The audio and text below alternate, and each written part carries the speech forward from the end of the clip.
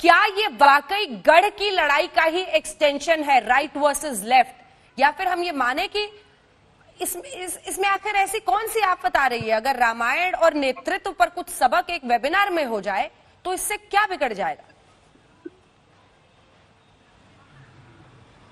देखिए, मेरा तो मूल सवाल यही है। आज की तारीख में पूरी दुनिया जब विज्ञान और वैज्ञानिकता की बात कर रही हो और पूरी दुनिया के शोध संस्थान आज कोविड-19 वायरस को पहचानने और उसके लिए टीका के विकास की बात कर रहे हों और हजारों लाखों वैज्ञानिक डॉक्टर्स इस काम में जब लगे हों, वैसे समय में विज्ञान वर्सेस धर्म का विवाद खड़ा करना संभवतः बहुत ही अनफॉर्चुनेट है।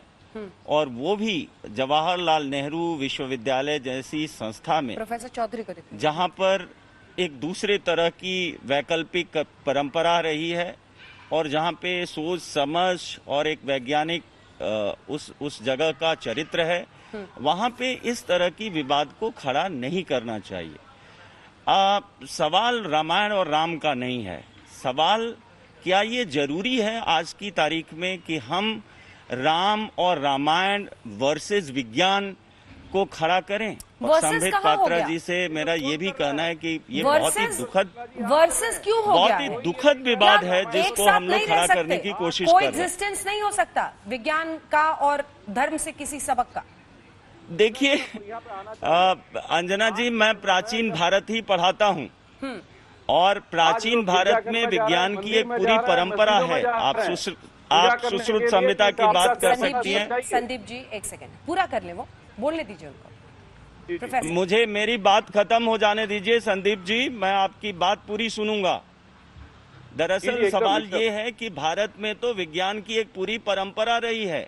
आपके पास सुश्रुत संहिता है, आपके पास चरक संहिता है, आपके पास आर्यभट्टियम है और सैकड़ों विज्ञान की किताबें हैं। सबसे दुखद पक्ष भारत में विज्ञान के साथ यही रहा कि एक खास समय में विज्ञान और धर्म को हमने एक साथ मिलाने का कोशिश किया।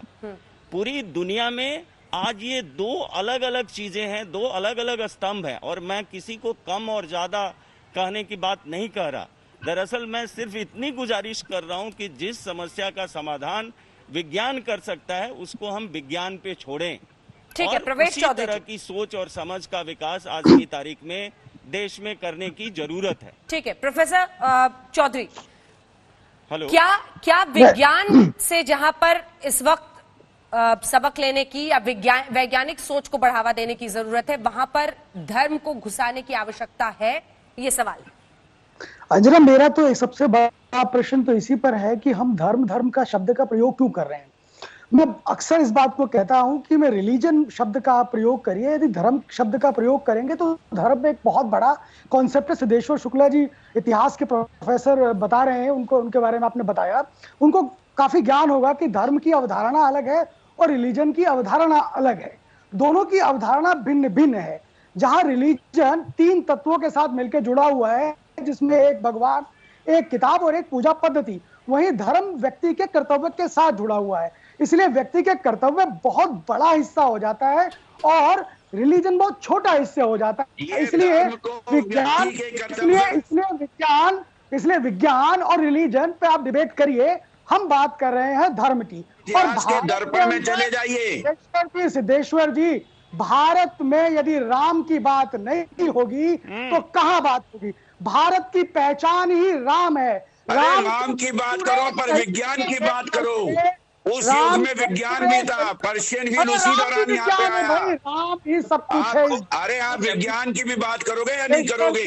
कोविड-19 के स्प्रेड में विज्ञान को देखो। आप देश की जनता का ध्यान मत भटकाओ लड़ाई के खिलाफ। आपको शायद आपने कौन सा धर्म कर्तव्य को सिखाता है? धर्म कर्तव्य को सिखाता है रूलिंग क्लास के प्रति। हर राजा ने, हर शासक ने ये कहा कि धर्म को मानो। उसने धर्म माना नहीं माना ये बताओ। उसने जनता का क्या किया? कि क्या भारत बुरी हालत हो रही है चिंतन माइग्रेंट में वर्कर्स की? प्रोफेसर दिनेश वार्ष्णेय, वर्कर्स के साथ क्या प्रोफेसर है? साहब, मैं सबसे पहले आप ही के पास आई। सरकार सर देखिए, एक तो स्काइप पे, एक सेकेंड, अलग अलग प्लेटफॉर्म्स पे आप सब जुड़े हैं, आवाज थोड़ी वैसे ही कट कट के आती है। प्लीज आप लोगों से रिक्वेस्ट है, एक एक करके बोले, प्लीज आप लोगों से रिक्वेस्ट है, आवाज कटती है। अपनी बात अब पूरी करें चौधरी साहब, उसके बाद मैं सनी धिमान आ रही हूँ, फिर आ रही हूँ आपके पास वार्ष्णेय साहब। कोविड-19 की बात, कोविड-19 का प्रभाव भारत में इतना नहीं पड़ा है। क्यों नहीं पड़ा है?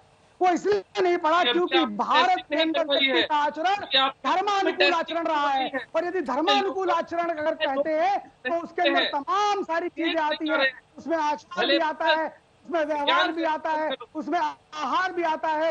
और राम के चरित्र से हम इन तमाम सारी चीजों को हम प्राप्त करते हैं। देखिए, राम का जीवन देखिए, राम एक पिता के रूप में, राम एक पुत्र के रूप में, राम एक पति के रूप में, राम एक मित्र के रूप में। आ रही हूँ सनी रुक जाइए। के साथ कैसा व्यवहार हो इसके रूप में अंजना जी इनको बताना चाहूंगा।